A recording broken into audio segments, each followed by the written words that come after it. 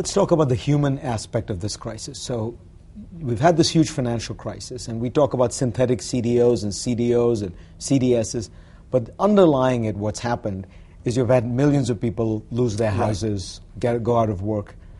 Do you feel like sitting on top of Goldman Sachs, you understand that human cost? I didn't always live on this. I didn't always live on this perch. I grew up in public housing. My dad, for most of my life, worked for the post office, which was a terrific job to get because you couldn't lose your job. But before he got that job, he had lost his job, and I remember one of my earliest memories was my own dad being unemployed and the insecurity I felt. I mean, the horrible thing that I think of in families is not a parent's, but a kid who's picking up the vibes and the insecurity. And so it doesn't even apply just to the people who are distressed, but the people who are worried about falling into distress that I can really appreciate. And, the anxiety of where those things are coming from.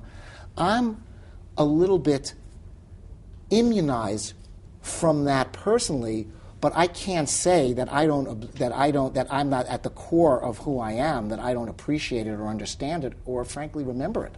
Do you think of it when you think of this crisis? Do you think of people like your father? I think about it all the time. First of all, I look in the mirror, and the older I get, the more I look like my dad every day. My dad passed away about 20 years ago, but I now look like he looked, as I remember him looking, and I think about my dad, who worked at the post office, but worked nights at the post office because you got a 10% night differential for doing it. And I think about getting, when we moved into, the projects in Brooklyn and getting the apartment we got and trying to get upgraded to another apartment. I think of all these. I think of all these elements. I think